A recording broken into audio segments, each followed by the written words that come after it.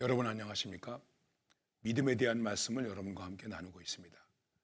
지난 시간에는 믿음이라는 것이 무엇인가 하는 것에 대한 말씀을 간단하게 드렸습니다. 그리고 그 말씀의 핵심적인 것은 내가 믿는다. 누가 뭐라고 그래도 반대해도 어떤 어려움이 있어도 나는 믿는다. 되게 믿음을 가진 사람들은 그렇습니다. 자기가 믿는 것에 대해서 목숨을 겁니다. 그래서 믿는다 그랬을 때 힘이 있는 것이고 또 그 속에서 우리는 어떤 결단 같은 것도 보게 되는 것입니다. 그냥 난 뭐 믿어. 믿음은 믿고 말면 말고 그런 것이 아니라는 것입니다. 과연 우리의 믿음이 어떤 믿음인가? 모든 사람이 나에게 돌을 던져도 나는 믿는다. 모든 사람이 너에게 돌을 던져도 모든 사람이 너를 버려도 나는 너를 믿는다. 그래서 지난 시간에 여러분들에게 에디슨과 어머니와의 관계를 얘기했습니다. 어머니는 누가 뭐라고 그래도 나는 에디슨을 믿는다. 너는 내 아들이다. 그냥 여기서 한마디 여러분들에게 더 말씀을 드린다면 부모님들이 특별히 자녀들에게 대해서 나는 너를 믿는다. 혹시 여러분의 아이들이 거짓말을 하는 것 같은데 뻔히 들으면 부모님들은 알잖아요. 아, 얘가 지금 거짓말하고 있구나. 그래도 그래, 나는 너를 믿는다. 믿음을 준다는 것은 굉장히 중요한 것입니다. 믿음을 주는 것도 중요한 것은 어떤 때에 믿음을 줄 수 있습니까? 내가 믿음이 있을 때에 믿음을 주는 것입니다. 믿어준다는 것입니다. 그래서 어떤 분이 이렇게 말했습니다. 우리 교회에서는 술, 담배를 못하지 않습니까? 그런데 어떤 교인이 막걸리를 먹다가 다른 교인들한테 들켰대요. 그래가지고 이 교인이 그 아무개가 막걸리를 마셨다고. 그러니까 에이 막걸리가 아니고 야쿠르트를 마셨겠지 이렇게 말했다는 것입니다. 거짓말도 믿어주고 나쁜 것도 믿어주고 그러라는 것은 꼭 아닙니다. 그러나 중요한 것은 좀 믿어줄 수 있어야 된다고 하는 것입니다. 그런데 이제 내가 믿어준다 또 믿는다 나는 믿음이 있다라고 할 때에 내가 믿는 것에 대해서 어떻게 말할 수 있을까? 에디슨 어머니, 에디슨은 바보래요. 공부도 못한대요. 엉뚱하대요. 말썽부린대요. 나는 내 아들을 믿습니다. 아니 그런 아들을 어떻게 믿습니까? 에디슨의 어머니가 뭐라고 말할 수 있을까요? 여러분 혹시 여러분의 아들에 대해서 자녀에 대해서 누군가가 아유 걔가 오늘도 말썽부렸대요. 아니에요. 나는 그래도 믿어요. 어떻게 믿겠습니까? 무엇으로 믿는다는 것을 말할 수 있겠습니까? 말할 만한 것이 없는데 어떻게 말할 수 있겠습니까? 이 어머니는 이렇게 말할 수 있겠죠. 내 아들이니까 믿습니다. 내가 내 아들을 믿어야죠. 엄마가 아들을 믿지 않으면 누구를 믿습니까? 아들이 엄마를 믿지 않으면 누구를 믿겠습니까? 나는 내 아들을 믿습니다. 내 아들이기 때문에 남은 뭐라고 그래도 내 아들이기 때문에 믿는다. 자, 여기서 우리가 믿음을 얘기할 수 있는 것이 있습니다. 그것이 무엇일까요? 우리는 믿음을 평범하게 얘기할 수 있습니다. 그러나 이 믿음은 평범한 것만 가지고 얘기가 되지 않습니다. 그 믿음 속에는 이 평범한 것을 뛰어넘는 그러한 또 의미가 있습니다. 말로는 설명할 수 없습니다. 그래도 믿는 것입니다. 이런 것들을 설명해야 된다는 것이죠. 우선 내가 믿음을 다른 사람에게 말할 수 있으려면은 거기 무엇이 있어야 될까? 지금도 말씀드렸습니다만은 믿음의 논리가 분명해야 됩니다.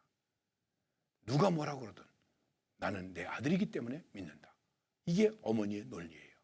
그 다음에 두 번째는 이 논리, 로고스라고 말하는 것인데 로지컬하다고도 말하는 것입니다. 우리가 살아가는 데 있어서 모든 것은 논리적으로 논문으로 쓸 수 없다고 할지라도 그것은 반드시 논리를 가지고 있습니다. 내가 말할 수 있고 글로 쓸 수 있다고 해서만이 논리가 되는 것은 아닙니다.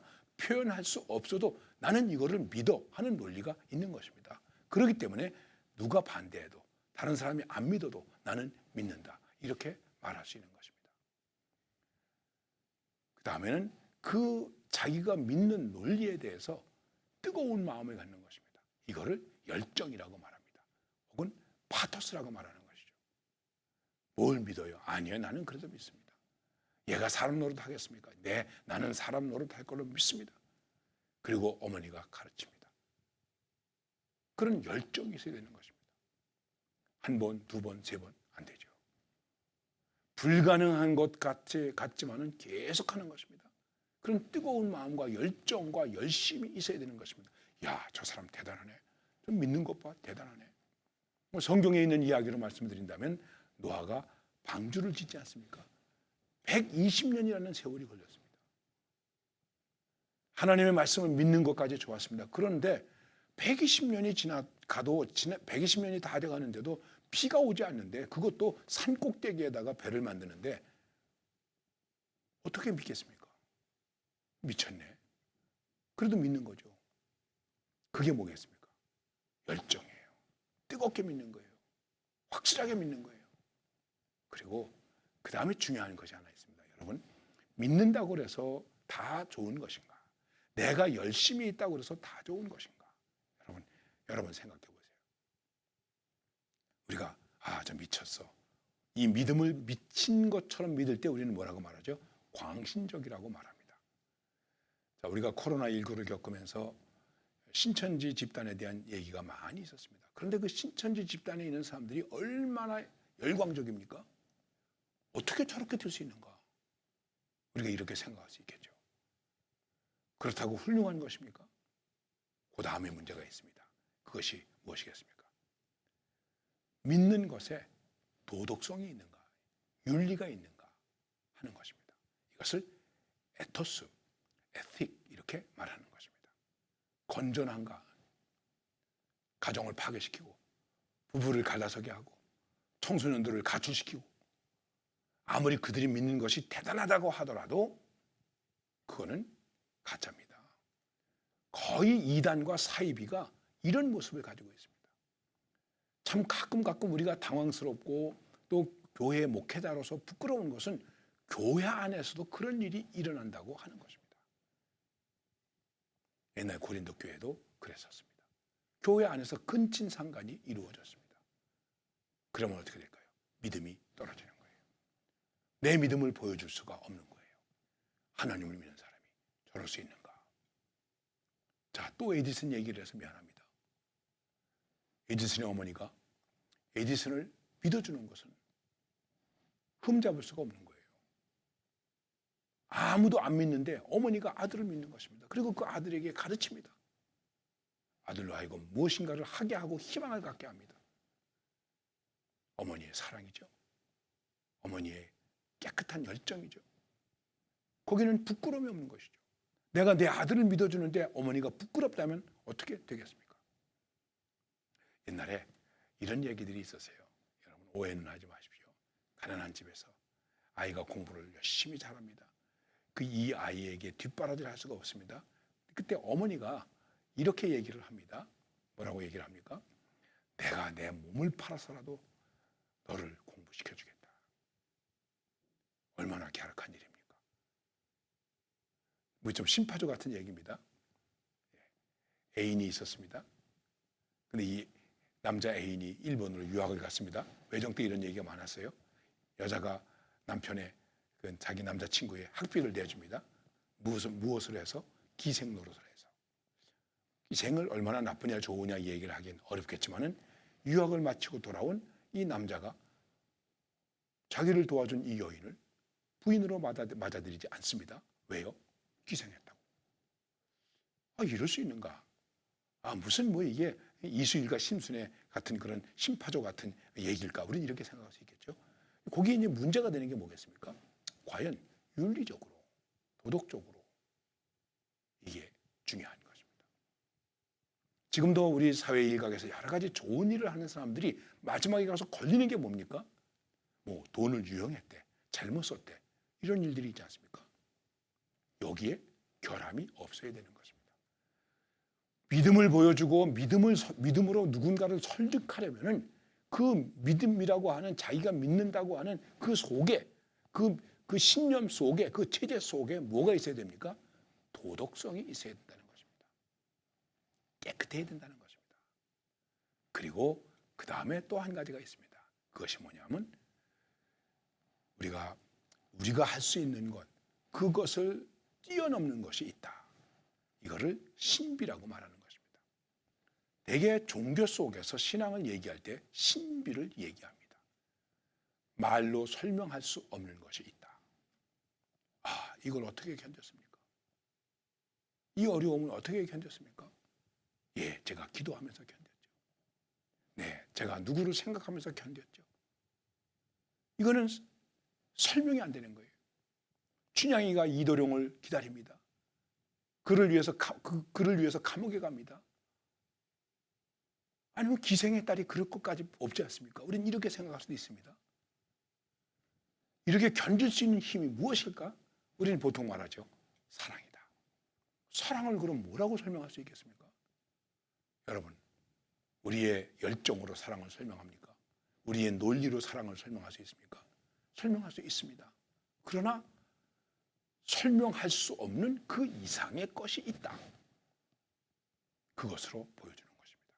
그래서 우리가 말하죠. 아, 이거는 하늘이 도와서 사람으로서는 감당할 수 없는데 어떻게 이것을 감당할 수 있을까? 우리는 사육신 얘기를 많이 하죠. 성삼문과 신숙주가 마지막 만났습니다. 자네는 이 땅에서 영광을 누리게. 나는 임금님 곁으로 가겠네. 나는 죽어서 차라리 임금님 곁으로 가겠네. 이 충성을 무엇으로 설명하겠습니까? 논리로 설명할 수 없는 것이죠. 그래서 우리가 믿음을 말할 때에 신비로서 말할 수 있다. 이렇게 말할 수 있는 것입니다. 이 여러 가지 얘기를 간추려서 말하면 이렇게 얘기할 수 있는 것입니다. 믿음은 믿음의 인식이 있다. 인식이 있다는 것이죠. 내가 이렇게 인식했기 때문에, 받아들였기 때문에, 배웠기 때문에, 깨달았기 때문에, 들었기 때문에 나의 인식 속에서 나는 이렇게 믿습니다. 이거를 이성적 논리다 이렇게 말할 수 있는 것입니다. 우리는 믿음을 이성적인 논리로 말할 수 있어야 됩니다. 그리고 그 다음에 그 이성적 논리가 부족합니다. 제가 지금 여러분들에게 믿음을 말하고 있지만 그냥 제가 좀 아는, 제가 좀 글도 조금 읽고 그런 입장에서 또 나름대로 제가 신앙을 체험한 입장에서 저의 한계 속에서 여러분들에게 말씀을 드리는 것입니다. 제가 여러분들에게 드리는 이 말씀에 대해서 어떠한 반박도 하실 수 있습니다. 또 반박을 제가 들을 수도 있습니다. 비난을 받을 수 있고 칭찬도 받을 수 있습니다.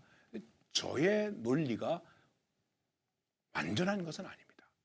그러나 그래도 저는 나름대로 이것을 이성적인 논리 속에서 논리적으로 여러분들에게 말씀드리려고 애를 쓰는 것입니다. 그렇게 여러분들께서 이해해 주셔야 됩니다. 그런데 이제 그 이성적 논리만 가지고 믿음을 설명하는 것이 아니라 그 다음에 우리는 뭐라고 얘기하는 것이냐면은 역설적인 논리를 가지고 믿음을 말할 수 있다.